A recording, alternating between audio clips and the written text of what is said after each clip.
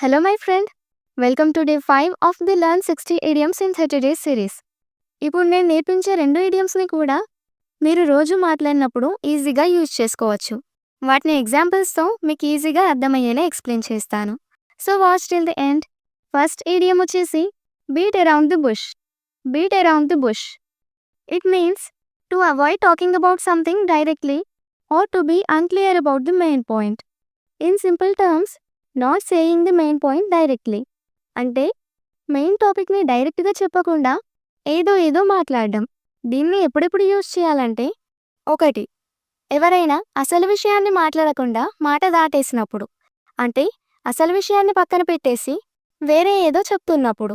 ఇంకొకటి, ఎవరినైనా మనం ఏదైనా క్వశ్చన్ అడిగితే వాళ్ళు దానికి ఆన్సర్ ఇవ్వకుండా ఏదో మాట్లాడుతున్నప్పుడు. ఈ 2 సిచ్యువేషన్స్లో బీట్ అరౌండ్ ది బుష్ని యూజ్ చేయొచ్చు. ఫర్ ఎగ్జాంపుల్, ఇమాజిన్ మీరు మీ ఫ్రెండ్ పార్టీకి వెళ్దామని అనుకున్నారు, కానీ టైంకి వచ్చేసరికి మీ ఫ్రెండ్ వాళ్ళ ఇంట్లో వాళ్ళు అతన్ని వాళ్ళతో పాటు ఫంక్షన్కి రమ్మన్నారు. ఇక తప్పదనేసి అతను కూడా వెళ్ళడానికి రెడీ అయ్యాడు. పార్టీకి టైం అయింది. వెళ్ళడానికి మీరు మీ ఫ్రెండ్కి ఫోన్ చేశారు. ఇంకా అతను పార్టీకి రానని డైరెక్ట్ చెప్పేస్తే మీరు ఫీల్ అవుతారేమో అనేసి మొత్తం స్టోరీ చెప్పడం స్టార్ట్ చేశాడు. ఫంక్షన్ ఉంది, ఇంట్లో వాళ్ళు రమ్మంటున్నారు అనేసి. ఇక మీకు అతను పార్టీకి రాడని కొంచెం అర్థమైంది. ఇప్పుడు మీరేమంటారు? ఎందుకు ఇలా అనవసరమైనవన్నీ చెప్తున్నావు? అసలు పార్టీకి వస్తావా రావా అది చెప్పు, ఇలా అంటారు కదా. దీన్ని ఇంగ్లీష్లో why are you beating around the bush, just tell me if you are coming or not అనేసి చెప్తాం. దీంట్లో అవసరం లేనివన్నీ చెప్తున్నావు అనే దాన్ని బీటింగ్ అరౌండ్ ది బుష్ అని అంటాం. ఇంకొక ఎగ్జాంపుల్ వచ్చేసి stop beating around the bush and tell me what happened. అనవసరమైనవన్నీ చెప్పడం ఆపేసి అసలేం జరిగిందో చెప్పు. He kept beating around the bush avoiding the topic of the meeting. అతను మీటింగ్లో అసలు విషయాన్ని పక్కన పెట్టేసి వేరే ఏదో మాట్లాడుతూ ఉన్నాడు. సో బీట్ అరౌండ్ ది బుష్ని ఇలా యూస్ చేస్తాం. నెక్స్ట్ idiom నేర్చుకునే ముందు ఒక చిన్న టెస్ట్ తీసుకుందాం. టీచర్ క్వశ్చన్ అడిగినప్పుడు అతను అనవసరంగా ఏదో మాట్లాడుతూ ఉన్నాడు, ఎందుకంటే అతనికి సరైన సమాధానం తెలీదు. ఇప్పుడు ఒక 15 seconds టైం ఇస్తాను. దీన్ని ఇంగ్లీష్లో ఎలా చెప్తామో కామెంట్ చేయండి. Your time starts now.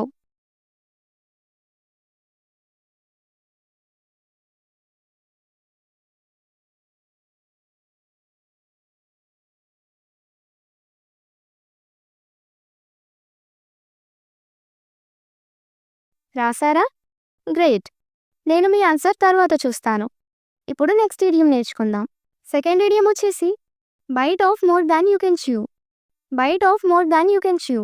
It means to take on more responsibility or work than you can handle. అంటే సాధ్యమైన దానికంటే ఎక్కువ భారం తీసుకోవడం, చేయగలిగిన దానికంటే ఎక్కువ పని చేయడం లేదా చేయాలనుకోవడం. ఎవరైనా వాళ్ళ సామర్థ్యానికి మించి పనులు చేయాలనుకున్నప్పుడు, పూర్తి చేయడానికి కష్టపడుతున్నప్పుడు, పూర్తి చేయలేకపోతున్నప్పుడు ఈ idiomని యూజ్ చేస్తాం. For instance, don't byte off more than you can chew. Take one task at a time. నువ్వు చేయగలిగిన దానికన్నా ఎక్కువ పనులు చేయాలనుకోకు, ఒకదాని తర్వాత ఇంకొకటి చెయ్యి. By taking on too many clients she bit of more than she could chew. చాలామంది క్లయింట్స్ని తీసుకోవడం వల్ల ఆమె సామర్థ్యం కన్నా ఎక్కువ భారం తీసుకుంది. She bit of more than she could chew by looking after her kids and doing a full time job. ఆమె తన పిల్లల్ని చూసుకుంటూ ఫుల్ టైమ్ జాబ్ చేయడం వల్ల ఆమె తన సామర్థ్యం కన్నా ఎక్కువ భారం తీసుకుంది. Now it's time for a quick test. నీ సామర్థ్యం కన్నా ఎక్కువ పనులు చేయకు. నీకు ఏదైనా సహాయం కావాలంటే నన్ను అడుగు. ఇప్పుడు 15 seconds టైం తీసుకొని దీన్ని ఇంగ్లీష్లో ఎలా చెప్తామో కామెంట్ చేయండి. Your time starts now.